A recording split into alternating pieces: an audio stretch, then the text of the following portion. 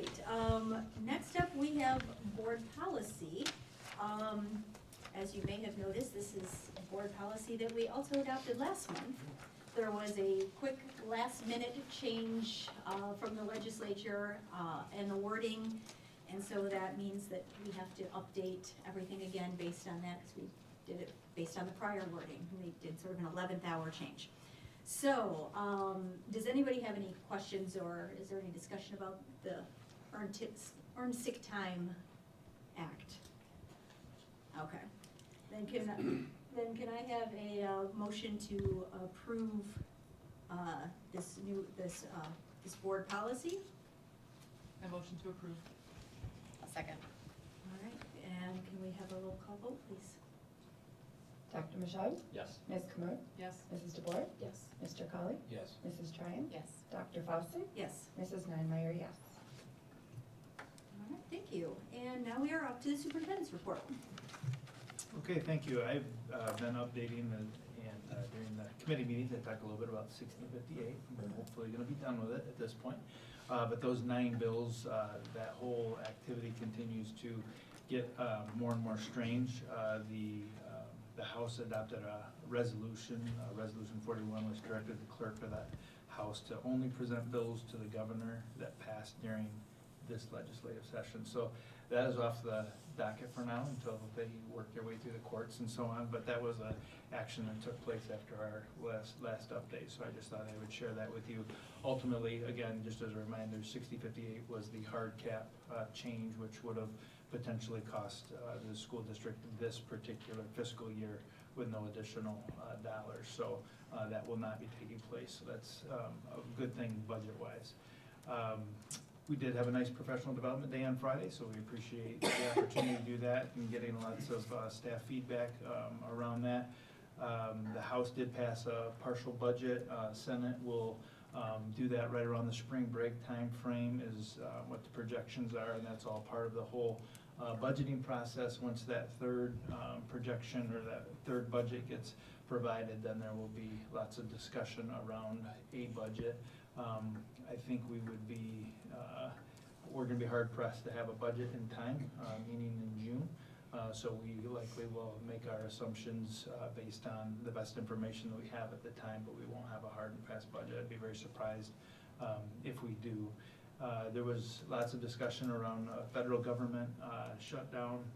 That was averted at the 11th hour, so there was a continuing resolution that will continue the funding through the federal government's fiscal year, which is September 30th of 2025. So those financial pieces are in place for the remainder of the year. The next year's budget is what becomes in question because there's lots of talk about that, but there will definitely be a lot of give and take that happens. We talked a little bit about the federal dollars, and ultimately what I'm hearing at this point is that the title dollars are the dollars that are probably most at risk for being reduced.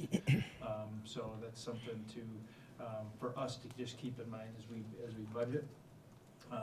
As Dr. Mashad mentioned, we don't get as many federal funds as many other districts. Oftentimes those funds are more related to at-risk dollars, but due to our demographic, we don't have as large a portion of our budget for that. So just want to recognize our Orchard View principal, Christina Mendoza. She is retiring, and we are continuing our search for our next human resource assistant superintendent. So that process will rejuvenate tomorrow. So looking forward to moving forward in that process. We are working as a county superintendents and the county sheriff's department. They're working on an agreement to do some work where they would be able to access cameras within the facilities in a time of crisis, an emergency situation. So there's lots of details to get worked out, but that's a really great step as far as a response in a time of need. And that's something that we're looking forward to, but there's a lot of details to work out with that, but I just wanted to share that. We had our Studer engagement and experience surveys that were sent out to students, to parents, to staff We have all those results. We meet with our success coach a week from today, next week. And at that point, then we'll talk about what those results are. We have the ability to look at them in a variety of different ways. So then we can talk further about how we share out those results and those types of things. But that will help us as far as action steps to move forward to make those experiences for all those three stakeholder groups that we surveyed to get a better experience at Forest Hills Public Schools. We did send out our Hanover survey today, and that is again, the survey that is focused on reviewing our Chinese and Spanish immersion programs. We did have some technical difficulties with it, so we're doing some work with Hanover to try to get that adjusted. But ultimately, there's some issues that if you're not in the program right now, it is exiting people out of it, which wasn't the intention, so they have to do some work with that. So I'll be calling them tomorrow, kind of going back and forth over email, and so it's time for a phone call. But that's all ours, so we'll be able to alter things if we need to, and so on. We want to make sure that we get the necessary feedback around those programs. And then just wanted to recognize that March 22nd is when the absentee ballots become available for the May 6th election. So it's really important that we, communicate, that need and what it means, and direct people to our website. Both Julie Davis and I can answer any questions that's necessary, but again, with our operational millage, it's really important for us to have that, to have the 18 mills that's required to get full per pupil foundation allowance annually. So those are the items that I wanted to share. Thank you very much. All right, we are up to board communications. We have board communications this evening. We're probably gonna talk about the same thing. Do you wanna go first? You go ahead. Okay.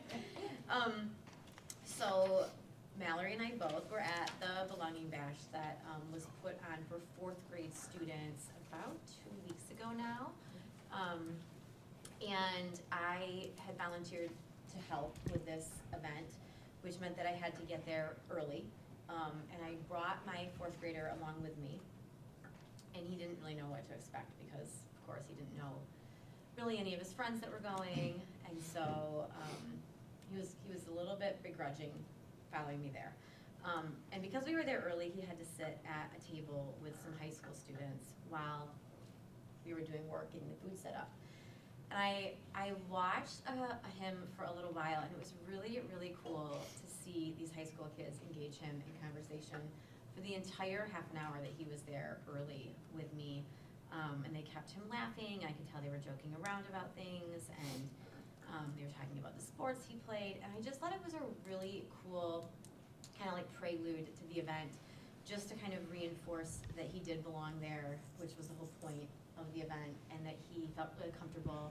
And they played a lot of Minute to Win It games after they had pizza, and they got to meet other 4th graders from other Forest Hills buildings and be on a team with them and play games.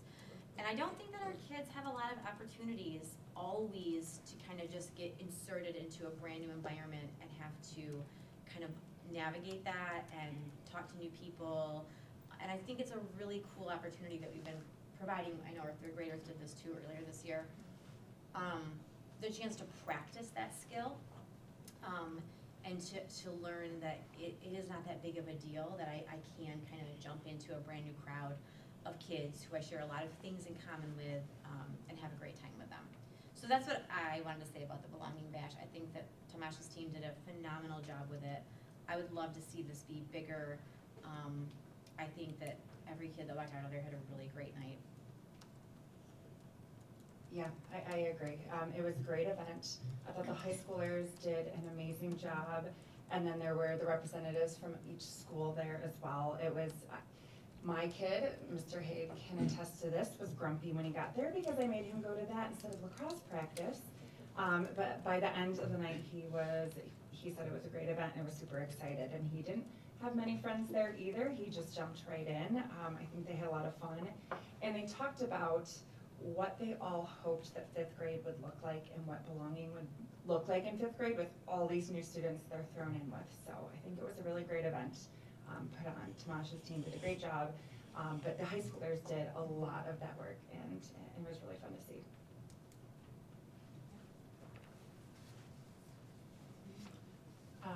I will just tell you that, in support of our robotics team that is going to Worlds, I got you guys stickers, and I have extra if anybody that wants one, just as a fundraiser, to support their trip to Worlds, because they are top level, and, it's probably when we can, so, yeah. Do they have a building now? They are They do. using, They're using one of. Yeah, they got space. they do have Okay. space. This year. Okay. Or the middle, or we, Yeah, I think that the middle, yeah. or the trails. trails. Yeah, between Yeah. Northern Trail, or Northern Middle School and the old transition building. Yep, okay. I do, and I couldn't type my notes out, so is it okay if I hold Sure. this out? And Okay. get your mic. Oh, yeah. So I was listening to, even CJ's report too, so I've just, I guess some of my thoughts, I'm just gonna say are not a reflection of the board, so I gotta put that out there, but I wanted to talk a little bit, I know you were mentioning about our federal dollars that are being thrown around right now. We have a lot of things that are happening, at the federal level, and the federal dollars are tied to it. And I know in the report, it makes up 2% of our funding, which helps out some, pretty important programs that we have. And so with that, I just kind of wanted to give maybe an update or things that I observed during the process of just kind of looking at the things that were kind of just laid down to us through the executive orders, the Dear Colleague letters, getting two letters from MASB, and then we had a memo from Superintendent Rice.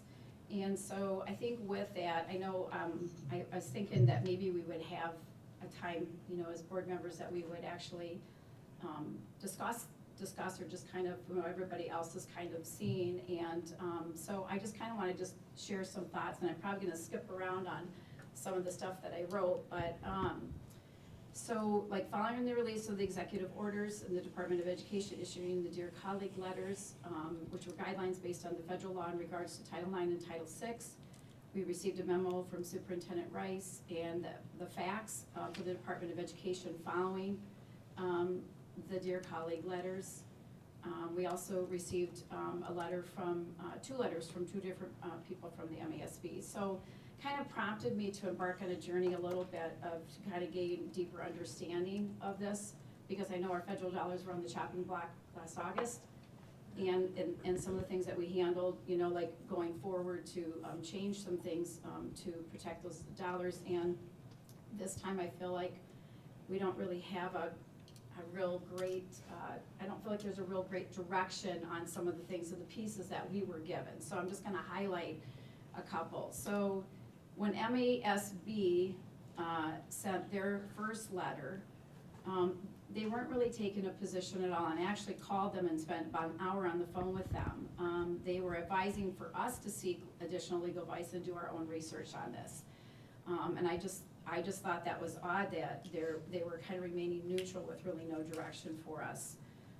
There was no affirmative stance, and I thought that was kind of odd because we're dealing with federal laws.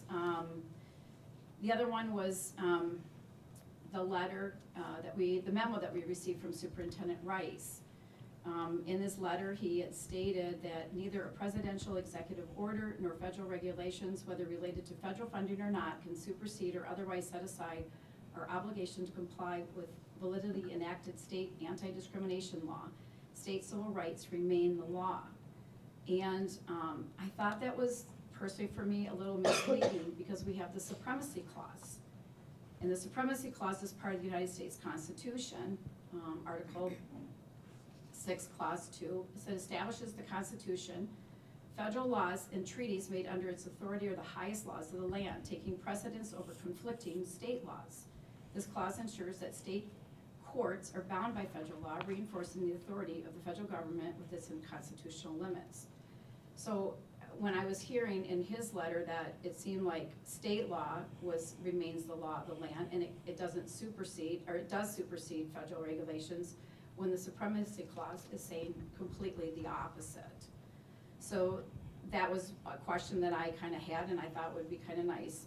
I just felt that even the misleading part too, I think, is some of the first points that Superintendent Rice said in his letter, that the Dear Colleague letters was mostly based on the Harvard case. The Harvard case was based, not admitting people based on the color of their skin into college. But that doesn't have anything to do with K through 12. So it's not the only thing that the Dear Colleague letter is based on. It's based on Title IX race discrimination, and it specifically says that culturally responsive teaching and DEI programs can sometimes contain this. So it's drawing attention, the colleague letters, I feel like, are drawing attention to how we were supposed to handle it. I'm not gonna read this, it's pretty lengthy, but under question 8 and answer 8, was a question that was asked about diversity, equity, and inclusion programs. Are they unlawful under SFFA? And it goes through, you can look it up yourself, the facts are on the Department of Education, hold on. And it's a really great way just to kind of look in to see the direction it takes. And like I said, it would have been great to have a conversation about that. I guess it brought some questions too, is that I know we're pursuing ways to increase the revenue. We don't want to cut federal funding based on, you know, some of the great programs that we have, you know, to lose it. We're trying to gain some revenue. So I guess I was hoping that we'd have a conversation around this to see what everybody else's thoughts were on the things that are coming. I don't feel like sitting still in a sense, and I know there's some court cases that were out there that the injunctions that were filed, injunctions have been overturned on some of those. So I guess for me, I was just kind of looking at, and I'm just kind of asking questions out loud, that especially with MASB and some of this stuff, why we weren't getting a little bit more direction on this. I felt like last time we had this huge direction, you know, and if we do have DEI stuff embedded in, not embedded, but within curriculum or anything, that if that's what we have to do, is that we have to look at that to see what needs to go or what needs to stay. And so I guess it just in a nutshell, I guess it just brought up more questions than anything about where this is at. And I know, I think for me, I was, you know, just a little concerned about some of the stances in the letters that I was reading and how that was kind of directing us, which really left us at kind of stay still until something happens. And I feel like last time when the executive orders came down, court cases were filed, injunctions were put in place. We didn't stay still something happened. We kind of moved forward and then it got reversed. So I just don't know if we're in the same position, or if, you know, I guess I would like to know is, what is our responsibility as board members in following the law, you know, in regards to that. And it's not, I'm just asking a question directly, it's not, I'm looking for discussion, because I know the time for that would have been to put it on there, so I just kind of wanted to, you know, put some thoughts out there on some of the things that I was finding that seemed to kind of go opposite of what we were being told, so. Okay, thank you. I'm sure Superintendent Kirby would also be happy to try to address some of your questions around that. Are there any other board communications? I was just going to highlight from the foundation that spring grant approvals are here. Those awards are coming around the district this month. 30 additional projects were approved through the foundation grant process again this spring. Total amount $93,628, which takes the yearly total over $200,000, given back to tons of incredible programs and teachers and student things. They range this spring from STEM-related learning that's going into every building across the district, weather stations for science classes, blood pressure equipment for medical detective class, air quality monitoring equipment for green architecture class, sensory equipment for Eastern High School ASD program. Really cool ideas top to bottom. And again, just really grateful for the work of the foundation and how the dollars that they take in flow straight back out to our kids and programs and teachers. So check out the website if you want to learn more about the foundation, if you want to donate to the foundation. May 1st is the State of the Foundation annual event, luncheon, so see their website for that as well if you want to learn more and maybe attend. Thank you very much. I think that covers all of the board communications.